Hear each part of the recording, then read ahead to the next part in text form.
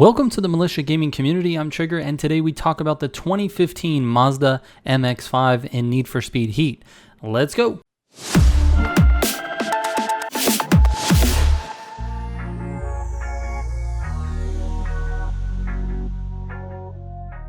Alright, real quick before we get into the video, I just want to mention you can find all of my builds on my website. That's militiagamingco.com. That has every single build that I've done except for some of the drift builds, and hopefully we'll get those filled in eventually as well. But that being said, you can also get a Discord link to our Discord, and there's a link to all of our events. That's all of our streams that we do on the channel. And I say we, I don't know why I'm saying we, it's just me. All of my events that I do on the channel. Anyway, that's where you want to find it. It's militiagamingco.com. All right, let's get into this 2015 Mazda MX-5 because this is a doozy. This is a super underrated car, and I've waited too long to figure this out. This is one of the best cars that you can race that is not one of the meta cars. The fastest engine, let's start there, is the 404 horsepower 3.0 liter inline 6. I ran a 251.1 on Arian and a 237.4 on Sonic. That is lightning fast for a non-meta car. That's insane. 251 is a great time, and keep in mind guys, I'm not the fastest racer, so when I say that's a great time, I'm not talking about when compared to guys like JCVD or Goliath. I'm talking about compared to all of the other cars that I raced and recorded my times. That being said, let me give you the full track build because this car feels great to drive. It's a 404 horsepower 3.0 liter inline 6, Ultimate Plus engine parts, Ultimate dual turbo, 5x3 pound NOS, super track suspension, sport brakes, Elite race tires, Elite Plus clutch, Elite 7-speed gearbox, super track differential, NOS refills and duration, and then steering sensitivity at 0, downforce at 0. Now you can increase the downforce if you'd like, and depending on the track you may want to, but for Arian, 0-0 felt good. Traction control is off and drift style is on gas. Let's move on to the drag build.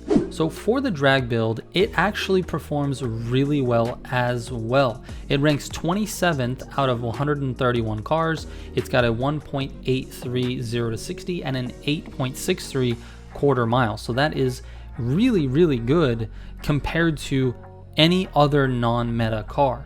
That being said, here is the full drag build.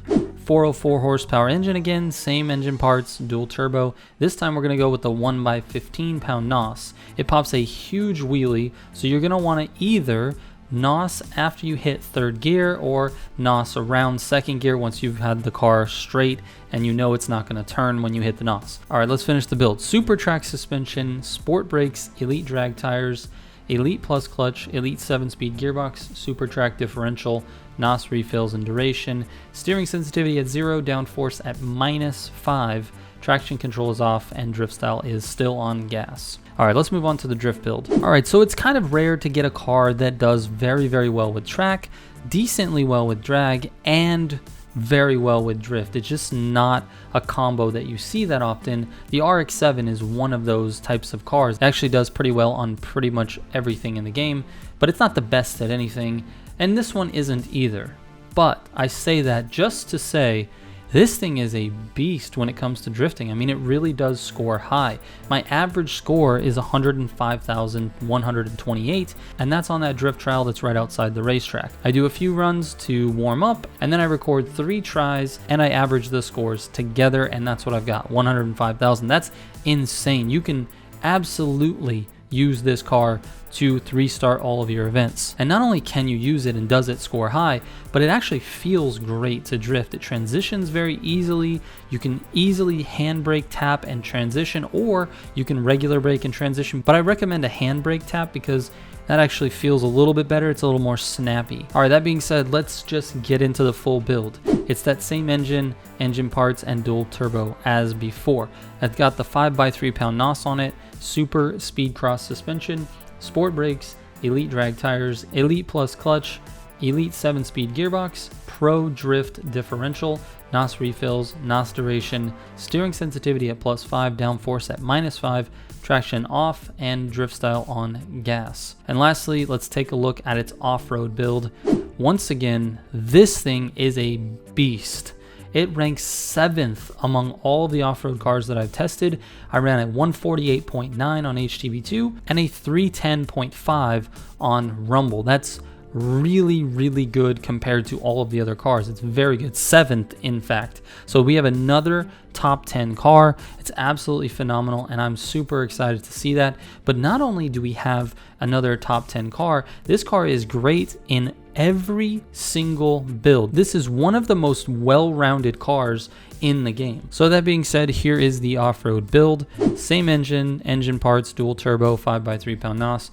But we've got Super Rally suspension, sport brakes, Elite off-road tires, Elite Plus clutch, Elite 7-speed gearbox, Super Rally differential, NOS refills and duration, and then steering sensitivity +5, downforce -5, traction control off, drift style on gas. And with that, guys, I'm going to end the video. I really do appreciate everyone's support on this series. Thank you so much for watching this video.